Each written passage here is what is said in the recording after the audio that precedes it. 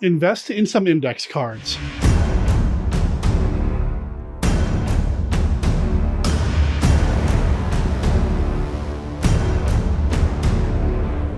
This is Dungeons & Dragons and Derek. You play Dungeons & Dragons? My name is Derek.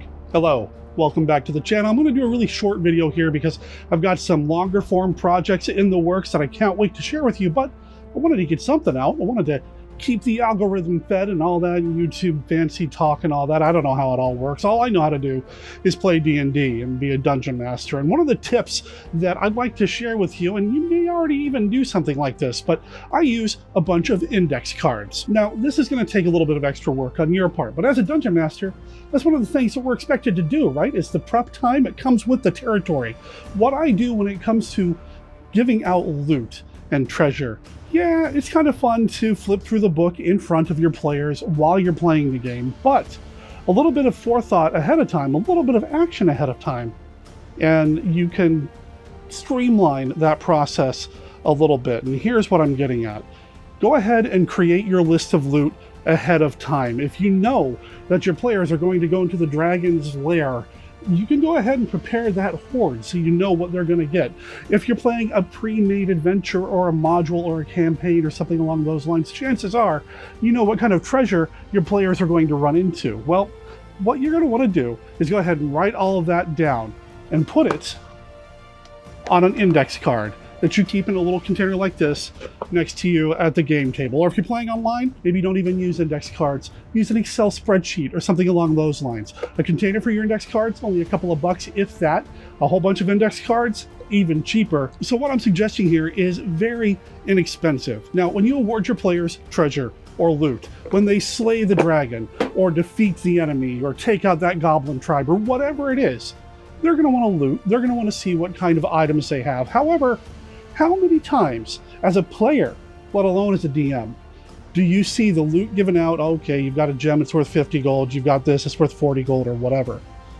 The players aren't going to know that. And specifically, the player characters probably aren't going to be able to price out how much those valuable items are on the spot. It's going to take some research, maybe even going back into town to do a little bit of investigation or hire somebody or trust a shopkeep to give you the best deal and let you know what these items are worth. So what you're doing as the dungeon master is you've got a master list of all the possible hoard, all the possible treasures your players might encounter in the game. Take your spreadsheet, take your notepad, take your index cards, write down what the possible items are that your players will find if they loot that dragon's lair, if they loot the bodies after taking care of that goblin tribe. Put down what those items are. Say it's a diamond. Well, put down diamond, however much that diamond is worth, and label it with, like, say, the letter A. Ruby, label it B. Magical short sword, C, and so on. And you're filling up this index card with all the possible items that the player characters could find. And then when it comes time to actually give the players those items, when it's time to tell them that yes, they did find a diamond in the pocket of that one bandit over there, don't give them the diamond and tell them how much it's worth. The player characters aren't going to know unless they're minors or have some sort of background that allows them to look at a gem and just know immediately how much it's worth.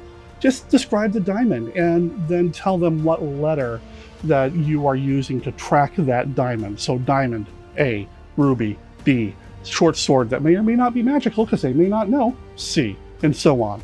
Then when the players are in a position to do their own investigation, do a little bit of research, or maybe even just try to sell the item and hope that the shopkeep gives them the best deal and they aren't being ripped off, use your index card where you've written down all the prices to allow the players to, well, do whatever it is they're going to want to do. Maybe they want to keep the diamond because it's worth so much, but they want to sell that ruby and that magical short sword. Yeah, they found out what kind of magic it is, and yeah, it's not really necessary, so they're going to want to sell that too. And you've got a list here. You've already done all the groundwork. You know how much these items are worth. So when the players try to sell it, you can, well, have the shopkeep give them an honest deal or try to rip them off. Or maybe even the players are trying to rip off the shopkeep. Who knows? What this does, though, is it gives a little bit more mystery to giving away treasure, even if it's not magical, even if it's just something like you find a wooden doll. How much is something like that worth? Well, check your index card and you'll be able to let the players know, or at least have that information when the players go to town to try to sell it. And that opens up some more interesting and maybe even exciting role-playing opportunities. It's something unique at least, and hopefully something the players will remember. Like I said, this takes a little bit of work ahead of time, but we're Dungeon Masters, it comes with the territory. I hope you found this video useful. Please give us a thumbs up and subscribe to the channel if you haven't already done so, and then maybe even ring the bell so that when I do post a new video, you're notified. I appreciate everybody who has subscribed to the channel so far, and I've got a few more of these already in pre-production, and I'm looking forward to sharing future videos with you. You don't want to miss out. My name is Derek M. Cook, and remember, when the dice say no, you gotta go.